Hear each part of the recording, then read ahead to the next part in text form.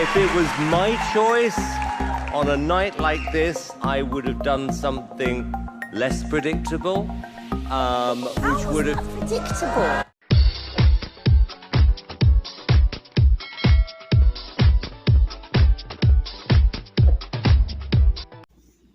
Hello mga ka-viewers, isa ka rin ba sa mga sumusubaybay sa journey ni Marcelito Pomoy sa America's Got Talent sa taong ito 2020? Hinding-hindi mananalo si Marcelito Pomoy kahit gaano pa siya kagaling o katalentado. Alam mo ba kung bakit? Pero bago natin pag-usapan yon, kunting baliktanaw muna tayo sa mga naunang performance ni Marcelito Pomoy at kung bakit isa siya sa mga napakaraming magagaling na Pinoy singers sa Pilipinas ang napasali sa America's Got Talent. Matagal nang inimbitahan si Marcelito Pomoy na sumali sa America's Got Talent noon pa, pero inayawan niya ito. Ayon ni Marcelito Pomoy, pag sumali siya sa America's Got Talent ay hindi siya manalo, malaking kawalan yun sa kanya at mawawalang saysay ang titulo niya bilang Pilipinas Got Talent Grand Winner. Pero ngayong season na ito ng America's Got Talent ay napapayag na nila si Marcelito na sumali. Dahil ayon ni Marcelito sa kanyang interview, iba itong season na ito ng AGT kumpara sa nakalipas dahil ngayon, ang lahat ng mga contestant ng AGT ay mga champion sa kani-kanilang bansa ang maglalaban-laban. Dagdag pa nito, okay lang sa kanya na kahit makapasok lang siya sa semi-final. So ayun na nga mga ka-viewers, noong January 14, 2020 mapapanood na ang unang performance ni Marcelito Pomoy na ang unang kinanta niyang awit ay ang The Prayer na nagpabigla o nagpa-shock sa mga hurado ng America's Got Talent dahil hindi nila inaasahan ang dual voice nito na pumalo na ng 22 million views sa EGT ngayon na ayon sa napakaraming netizen, ang performance na yun ni Marcelito ay deserve niya ang golden buzzer pero hindi ito nangyari sa gabing yon. Ayon ng isang hurado na si Howie, "You're so worthy of the golden buzzer but this is very early in the night." Kaya maraming netizen ang nadismaya. Pagkatapos ng performance na yun ni Marcelito Pomoy, siya lang naman ang pinaka-the most viewed in YouTube sa America's Got Talent. Nakapasok si Marcelito Pomoy sa semi-final ng AGT. Ang kinanta niyang awit ang Time to Say Goodbye na pumalo na din ng 10 million views ngayon. Na ayon sa isa sa mga top hurado ng AGT na si Simon Cowell pagkatapos ng performance na yon ni Marcelito sa semi-final, the surprise is over. Na ibig sabihin narinig na nila ang angking napakagaling talento ni Marcelito sa performance nung time na yon. Kaya naman dagdag ni Simon ay malaking rest para kay Marcelito kung magagawa nitong makapasok sa final dahil nga inakala na ni Simon Cowell ay naipalabas na ni Marcelito ang kaya lang nito sa pagkakataong yon. At nakapasok nga si Marcelito sa final. So ito na mga ka-viewers, bago ang finals, may video si Marcelito Pomoy na ayon nito, hindi siya ang pumili ng kanta na awitin niya sa final, kundi si Simon Cowell o ang music arranger ang pumili nito. Sabi niya, wag lang tayong ma-disappoint. Lahat daw ibibigay niya ng todo, win or lose, proud pa rin daw ito. Dahil bilang Pilipino na nakatungtong sa EGT na hindi lang ito ordinary, kundi ito ay the Champion Edition.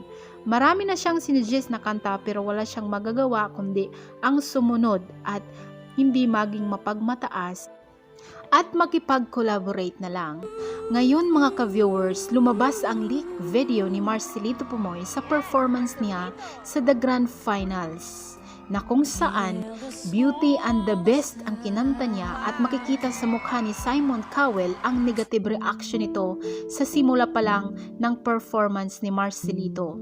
Sabi nito sa comment niya pagkatapos mapanood ang performance ni Marcelito ay less predictable ito. Kaya naman, kaya hindi maiwasan ng mga netizen ang magbahagi ng ganitong reaksyon.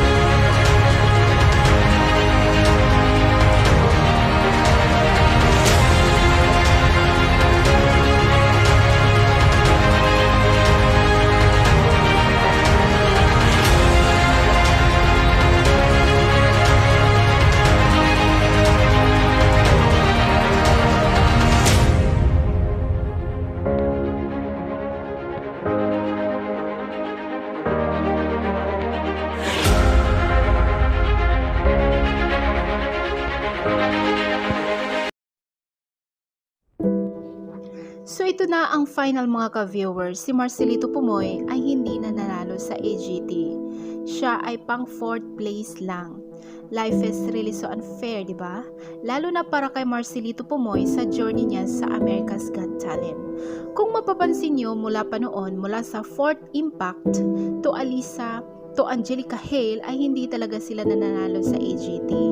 Magaganda lang ang reactions and comments ni Simon, strategy para sumikat ang shows niya dahil alam niya na malakas sumusuporta ang mga Pinoy. Ginawa lang niya tayong mga tangs. Then at the middle to the end of the show, inuunti-unti niyang nilalaglag sa mga comments and reactions niya silang lahat. Come to check their Got Talents and X Factor journey, same strategy niya. Ayon sa isang netizen na si Jasper TC. Pero sa kabila ng lahat, to Marcelito Pomoy, ikaw pa rin ang panalo sa aming mga puso. Kung ikaw ay baguhan dito sa YouTube channel ko, huwag mong kalimutang mag-subscribe at i-click ang notification bell para ma-update ka sa next kong video. Ano sa tingin mo ang dahilan kung bakit hindi si Marcelito Pomoy ang nananalo? I-comment mo na ngayon, kabay.